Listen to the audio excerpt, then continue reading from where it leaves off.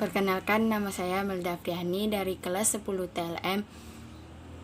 Baiklah, saya di sini akan menyampaikan tugas saya mata pelajaran PPKN Seni Budaya Sejarah Olahraga. Baiklah, tugasnya sebagai berikut. Baiklah, yang pertama, rumah adat Sumatera Barat. Rumah Gadang adalah rumah adat yang berasal dari Minangkabau atau yang disebut Sumatera Barat, yaitu yang hingga kini masih banyak ditemui di Provinsi Sumatera Barat. Nah, rumah gadang juga ada di mana-mana seperti di Malaysia, karena kebudayaan Melayu dulu menyebar sampai Semenanjung Malaya. Yang kedua, ada pakaian Sumatera Barat. Pakaian Sumatera Barat merupakan pakaian yang sangat dikenal di kancah nasional sebagai pakaian yang sangat sederhana. Khas pakaian ini sangat kental dengan normal yang etika yang berlaku secara umum. Model pakaian adat Sumatera Barat dapat digunakan dalam kehidupan sehari-hari, untuk pernikahan dan untuk acara lain. Karena sifat pakaiannya adalah tertutup, di mana terdiri dari celana dan baju. Untuk pakaian adat pria dewasa, biasanya mereka mengenakan pakaian celana kolor panjang dengan baju guntingan Cina atau disebut dengan teluk belaga. Selanjutnya, alat musik tradisional Sumatera Barat. Alat musiknya yaitu suling. Alat musik tradisional khas Minangkabau tersebut dari bahan bambu tipis atau talang. Salung dimainkan dengan cara ditiup.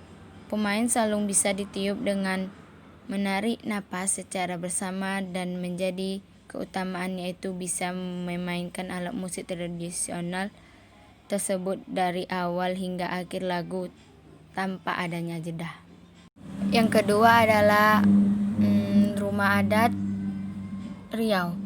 Selaso Jatuh Kembar adalah rumah adat yang ada di Indonesia yang berasal dari Riau. Berdasarkan sejarah, rumah adat Selaso Jatuh Kembar memiliki rumah yang mempunyai 2 selasar.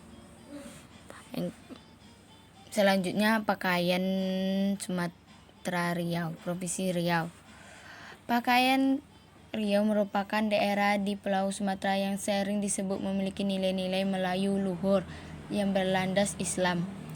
Salah satu kebudayaan yang presentasikan nilai-nilai tersebut dengan kuat adalah pakaian adat Riau. Sebagai pakaian adat yang syarat akan nilai-nilai adat dan agama, pakaian adat Riau memiliki model atau gaya pakaian yang sangat sesuai dengan kultur masyarakat. Corak khas pakaian pun juga begitu memiliki kesamaan yang kuat dengan tradisi Melayu, yakni memakai sarung dan rok panjang serta lebar. Selain itu, baju yang berkerah tinggi dan lebih longgar juga begitu familiar dengan tradisi Melayu. Selanjutnya, alat musik tradisional Provinsi Riau. Alat musik tradisional ini merupakan jenis musik tradisional yang dapat ditemukan hampir di seluruh Melayu.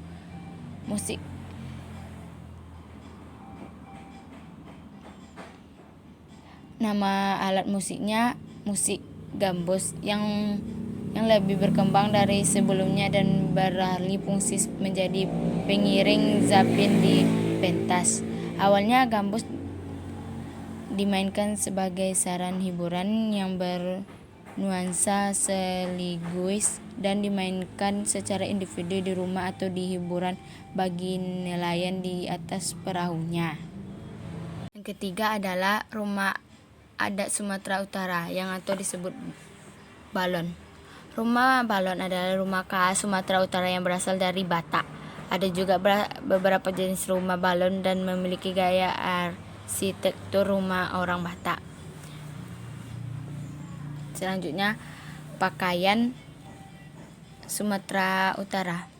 Suku Batak Toba merupakan salah satu suku di Sumatera Utara yang tinggal di area sekitar Danau Toba. Pakaian adat Sumatera Utara Batak Toba sehari-harinya merupakan kain tenun atau yang lebih dikenal dengan ulos. Kain ulos memang merupakan kain yang sering sekali dijadikan ciri khas suku Batak.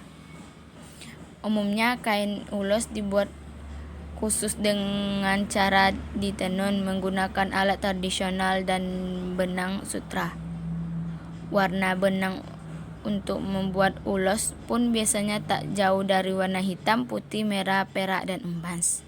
Selanjutnya, alat musik tradisional Sumatera Utara. Araba. Araba merupakan alat musik tradisional yang berasal dari Nias, Sumatera Utara. Araba terbuat dari tembaga, kuningan, atau logam. Dahulu ketika aramba membunyikan nadanya, itu merupakan pertanda bahwa sedang digelarnya sebuah pesta di tempat tersebut. Yang keempat adalah Rumah Adat Provinsi Jambi. Rumah Adat Panggung Kajangleko adalah rumah adat berasal dari Jambi. Rumah ini merupakan rumah adat yang cukup lengkap karena di dalam rumah ini memiliki 8 ruangan di dalamnya. Selanjutnya, pakaian Jambi. Baju kurung tanggung merupakan nama pakaian adat Jambi yang memiliki ikon dari daerah ini. Pada wanita, baju kurung tanggung yang dipakai berbahan dasar kain belut dan disertai dengan pakaian selendang merah dari sutra. Ciri khas yang menonjol dari pakaian adat Jambi satu ini terletak pada motif yang biasanya terdiri dari pucuk rembu, bunga melati, dan bunga tagopo. Alat musik. Selanjutnya alat musiknya. Yang kelima adalah Rumah Adat Bangka Belitung. Rumah Adat Bangka Belitung yang merupakan daerah pulau sehingga menambahkan pada aksen rakit sebagai pembeda dan penada untuk mewujudkan ciri khas Bangka Belitung bahwa Bangka Belitung memiliki rumah adat yang berbeda dan unik. Selanjutnya, pakaian adat Bangka Belitung. Pakaian adat Bangka Belitung digunakan pada saat upacara pernikahan atau yang disebut pesta. Nama dari pakaian adat Bangka Belitung adalah baju sating dan kain cual. Bangka Belitung terletak di Kepulauan Bangka Belitung. Kini Bangka Belitung menjadi daerah wisata yang banyak dikunjungi. Semakin banyak orang yang tertarik untuk mengenal daerah Bangka Belitung. Tahukah Anda suku yang berada di Bangka Belitung adalah suku Seka? Selanjutnya, alat musik tradisional Bangka Belitung. Alat musik tradisional ini tersebut melalui jalur perdagangan Islam yang lebih banyak. Awalnya alat musik rebab ini paling lambat dinamakan dari abad ke-8. Beberapa bentuk alat musik rebab ini mempunyai tangkai pada bagian bawahnya agar rebab bisa bertumpu ke tanah. Biasanya rebab mempunyai ukuran kecil dengan bentuk badan yang bulat, bagian depan yang terjangkau dalam suatu membran seperti kulit domba yang mempunyai leher panjang terpasang. Baiklah, sekarang saya akan menyampaikan 5 gerakan Pancasila. Yang pertama, sikap pasang. Sikap pasang merupakan sebuah cara yang bisa digabungkan dengan kuda-kuda dan cara ini fleksibel. Setelah menangkap sebuah titik celah pertahanan lawan, selanjutnya pensila akan mencoba menyerang dengan serangan cepat, tepat, dan tentunya terukur. Pukulan merupakan usaha yang dilakukan baik dengan menyerang ataupun bertahan dengan menggunakan dengan tangan. Yang kedua, pukulan. Pukulan dalam Pancasila terbagi menjadi 4. Yang pertama, pukulan lurus. Sebuah pukulan yang dilakukan dengan fokus ke arah depan, sasarannya adalah dada lawan dan tangan yang lain ditekuk di depan dada kita dengan tujuan menutup arah titik sebagai bentuk pertahanan. Yang kedua, pukulan tegak. Seperti hal pukulan lurus, jenis pukulan ini mempunyai sasaran yaitu bahu. Yang ketiga, pukulan batdol. Jika memakai bahasa modern, pukulan ini dikenal dengan pukulan, yakni satu, mengayunkan tangan ke arah ulu hati lawan. Yang keempat, pukulan melingkar. Mungkin pukulan jenis ini yang jarang digunakan pada bela diri pada umumnya. Seperti halnya dipukul badul, hanya saja gerakan melingkar lebih melebar dengan gerak target sasaran pinggang lawan. Yang ketiga, menendang. Ada banyak sekali ragam tendangan dalam Pancasila. Namun karena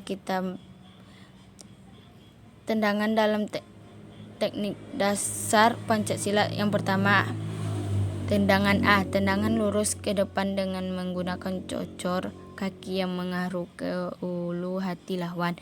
Yang kedua, tendangan C atau sabit, tendangan dari samping dengan menggunakan cocor atau punggung kaki yang mengarah ke tulang rusuk lawan. Ketiga, tendangan T, tendangan samping dengan menggunakan padang kaki atau tumit yang mengarah ke tulang rusuk atau dada lawan. Yang keempat, tangkis.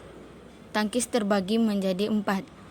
Tangkis dalam, tangkis luar, dan tangkis atas dan tangkis bawah. Tangkis dalam adalah tangkis yang dilakukan dengan menggerakkan tangan dari luar ke arah dalam sejajar dengan bahu. Tangkis luar adalah kebalikan dengan tangkis dalam. Tangkis atas adalah tangkis yang dilakukan untuk melindungi kepala dari serangan lawan. Tangkis bawah adalah tangkis ini berfungsi untuk melindungi kemaluan. Dilakukan dengan menyilang tangan seperti huruf X dengan jari terbuka namun rapat dan mengayunkan dari atas ke bawah. Yang kelima adalah menjepit. Teknik ini dilakukan cara tendangan dan jepitan seperti menggunting bagian tubuh lawan yang bertujuan untuk menjatuhkan sekaligus menguncinya.